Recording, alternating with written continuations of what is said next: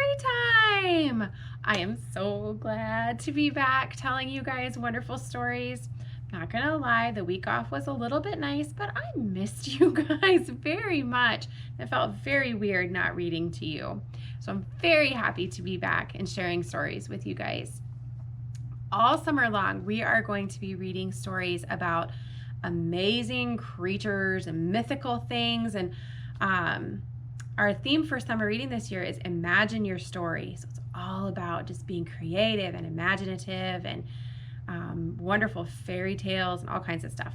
So we're going to start out today by reading books about kings and queens. I picked a couple of good stories. I only picked 2 this time because they're a little bit longer than the stories that I usually read. So we're only going to read 2 stories. And the other difference is we're not going to do a craft at the end of story time today, but we will be posting one tomorrow that will go right along with our king and queen theme. So should we go ahead and get started? I think so. All right, let's get all of our wiggles out so that we are ready to sit and listen to some wonderful stories. Okay, ready? Arms straight up in the air and wiggle, wiggle, wiggle, wiggle, wiggle, wiggle, wiggle. Wiggle this way, wiggle that way. Shake and make a funny sound. Good job. Ready? Open, shut them, open, shut them. Give a little clap. Great job. Ready? Open, shut them, open, shut them, put them in your lap. All right, we're almost ready. Those of you who have been joining me for story times this spring know what we need to say next. You guys ready? I am great. I am smart. I am strong. I am loved. And today is a wonderful day.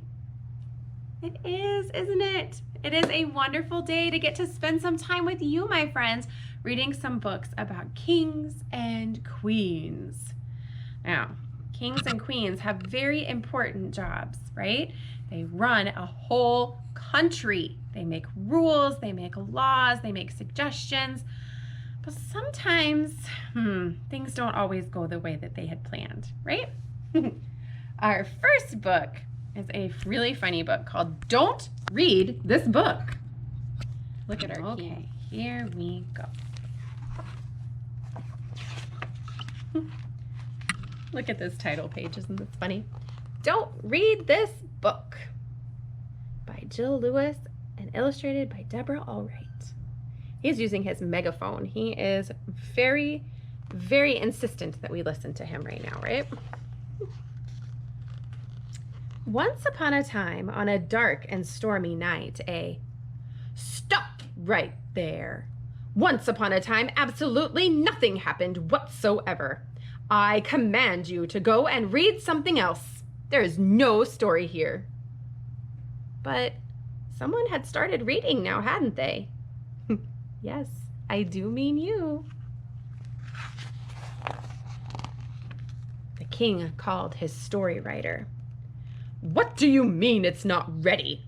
I was promised a new story, and a new story I shall have. The king needed to find his story writer fast because he had the feeling he was being watched. You again? Go away or I'll fling you in prison.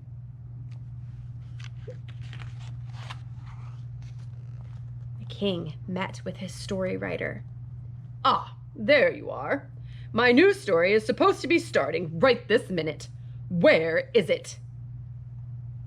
I had some notes, but I've lost them. I do have the title, sire.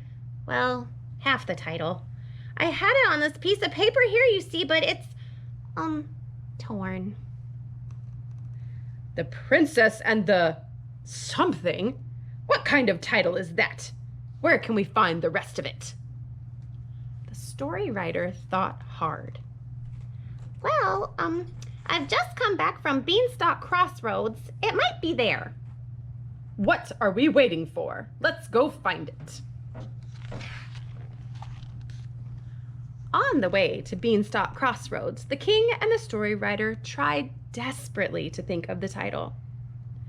Was it the princess and the incredibly handsome king? No. Was it the princess and the amazingly wise king? No. Was it the princess and the unbelievably brave king? No, sire. Sorry, sire. While they were thinking, a certain someone was still reading. Yes, I do mean you. Your Majesty, someone is watching us. Don't look. Keep your eyes fixed straight ahead and keep riding.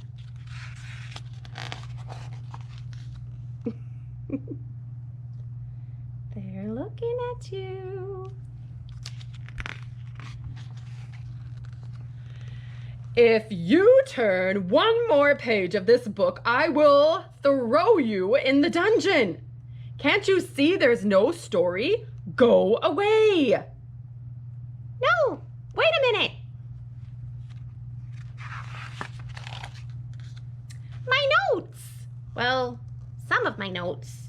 I found them. Hooray! Just get on with it, man. What do they say?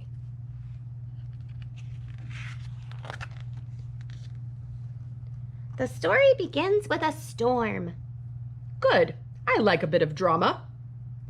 And then there's this princess. I think we'd guess that on our own. Any other characters, like a handsome, brave, and smart king, for instance? Oh, yes, Your Majesty. There is definitely a king in this story. Well, it wouldn't be a good story without one. So, what's going to happen? The writer looked around him. There were no more pages. What was he going to do? Is this what you're looking for? Fee, fi, fo, fum. The next 2 pages! Yippee! We need, let me see, a king and a prince and 15 mattresses and... We certainly don't need any of that nonsense. Where are we going to find 15 mattresses?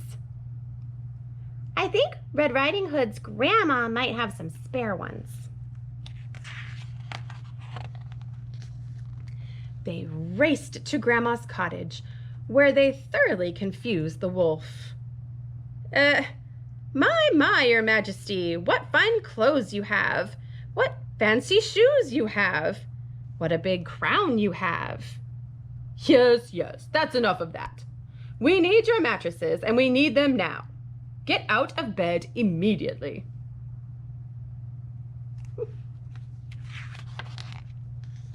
Suddenly, the writer came running in. I found my notes! We just need one more thing.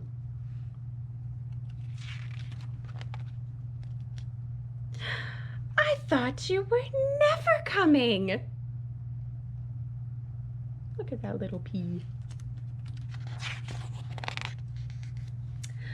So, now we've got everything. We've got all the characters and the beginning and the middle and the end. This is so exciting. Oh, be quiet. Look, we've run out of space. We can't tell the story anyway. I am not pleased. And we still don't even have the title. Wait, I have an idea. We can tell it on the last pages, but we'll have to be really quick. Oh, and the title. I found that too. It's The Princess and the Pea.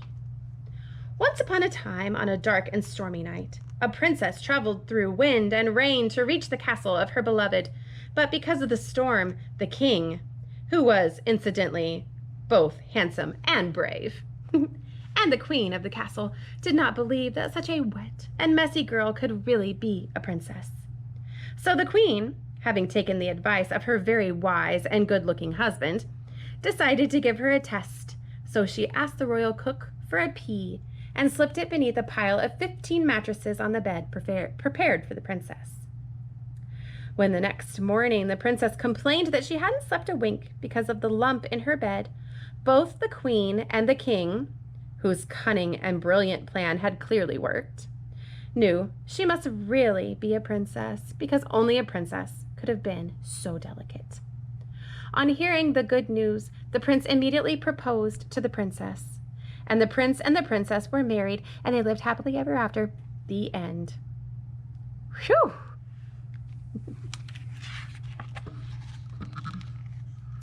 What are you still here? It's your bedtime. Go away. And don't you dare read this book again. That poor king. They had to go on kind of a wild goose chase to find that story, didn't they? But it turned out all right in the end, didn't it? All right. So I need you guys now to wiggle your fingers for me. Can you wiggle them all up? Stretch them out. Good job. Okay, so you guys have probably heard of Where is Thumbkin, right? Where we go through all of our fingers. We're gonna do that, but our fingers are going to be royalty today. Okay, are you ready? So, first one is King Finger, where are you? Here I am, how do you do? Ready? Queen Finger, where are you? Here I am, how do you do? Ready? Prince Finger, where are you? Here I am, how do you do? Princess Finger, where are you?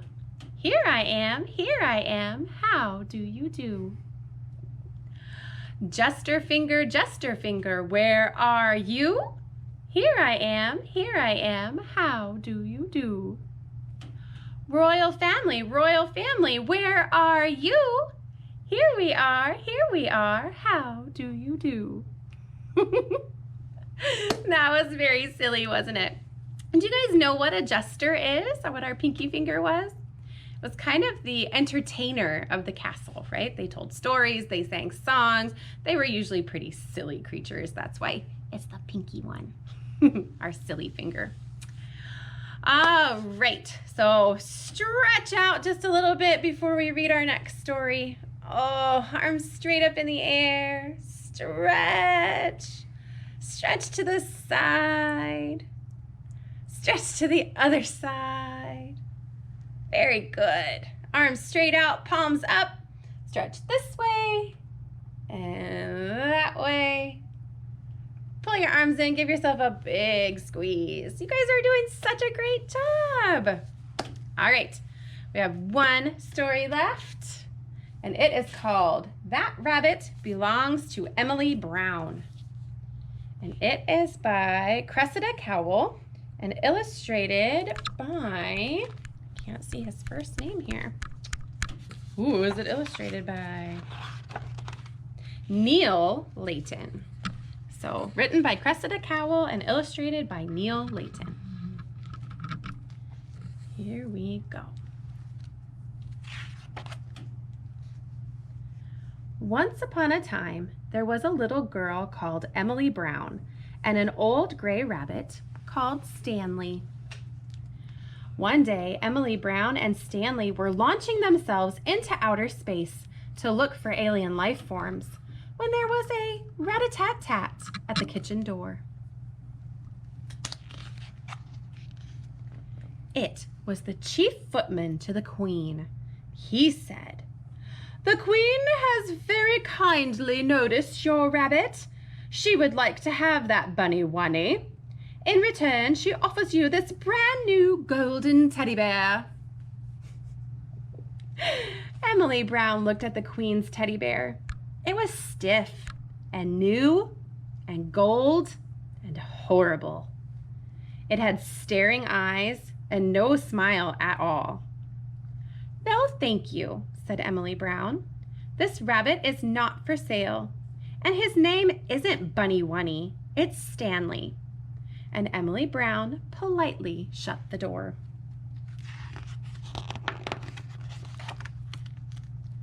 An hour or so later, Emily Brown and Stanley were riding through the Sahara Desert on their motorbike when there was a rat-a-tat-tat at the garden door. It was the army. The captain saluted and said, Her Most Royal Highness, Queen Gloriana III, greets Miss Emily Brown, and she would still like to have that bunny wunny. In return, she offers her the brand new golden teddy bear and 10 talking dolls that say, Mama, Mama.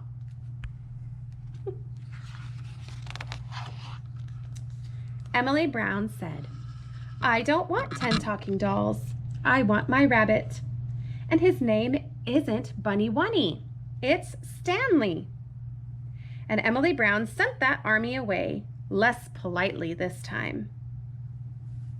A few days later, Emily Brown and Stanley were deep sea diving off the Great Barrier Reef when there was a rat-a-tat-tat at the garden door.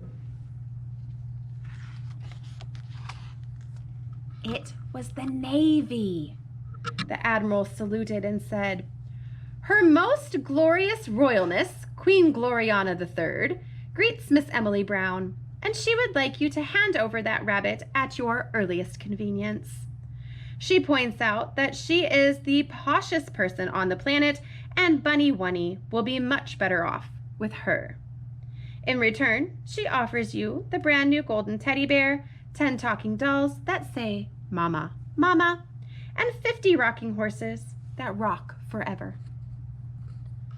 I don't care who she is, said Emily Brown. This rabbit belongs to me. And his name isn't Bunny Wunny, it's Stanley. And she sent the Navy away. A few weeks later, Emily Brown and Stanley were climbing through the Amazon rainforest when there was a rat-a-tat-tat at the garden door. Who do you guys think it's going to be this time? It was the Air Force! The wing commander saluted and said, Her Excellence, the Most Mighty Queen Gloriana III, greets Miss Emily Brown and says she must have the Bunny Wunny right now, or she will not answer for the consequences. In return, she will give her a brand new golden teddy bear, 10 talking dolls that say, Mama, Mama, and 50 rocking horses that rock forever, and all the toys she could ever desire. I like this guy. Oh, he's dropping anchor on his hot air balloon, isn't he? Dear. Now, Emily Brown was fed up. She sent the Air Force away and she painted a big notice on the garden gate that read, This rabbit is not for sale. And his name is not Bunny Wunny, it's Stanley. Emily Brown. A few months later, Emily Brown and Stanley were lying fast asleep in bed, dreaming of all the adventures they would have the next day, when there was absolutely no noise at all at the front door, or the gate, or the window. Silently, in crept the Queen's special commandos, and they stole the rabbit that belonged to Emily Brown. When Emily Brown woke up the next morning, for the first time in her life, there was no Stanley.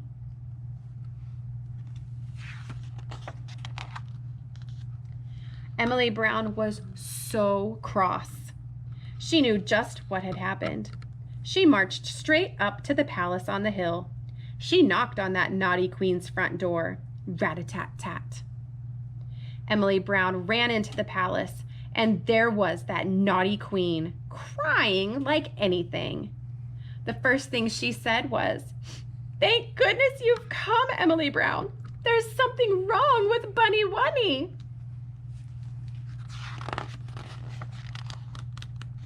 There was indeed something wrong with Stanley.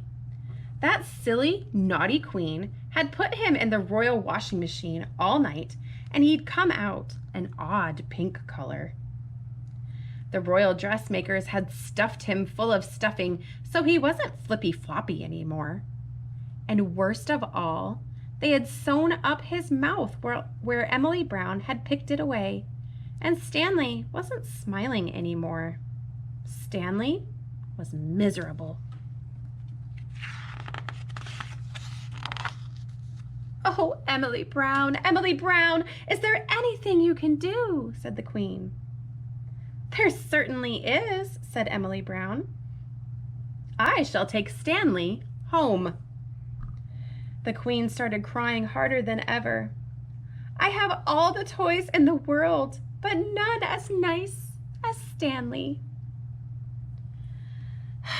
Emily Brown felt sorry for that silly Queen, so she went to the royal toy cupboard and she took down that brand new golden teddy bear and she placed it on the Queen's lap. Emily Brown whispered so that no one else could hear.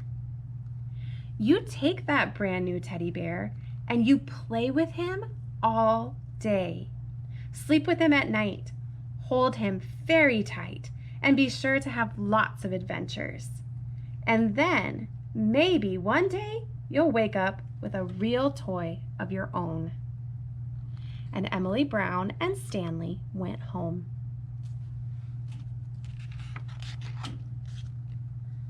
That was the last Emily Brown and Stanley heard from that silly, naughty Queen for quite some time.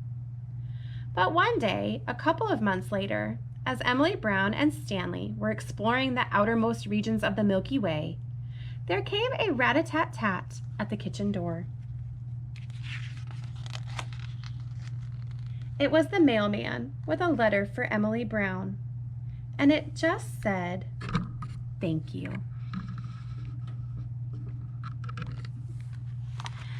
The end. That was a very sweet little story about a queen who ended up getting exactly what she wanted, right? She got a friend. All right. Well, that's all I have for story time today for you guys.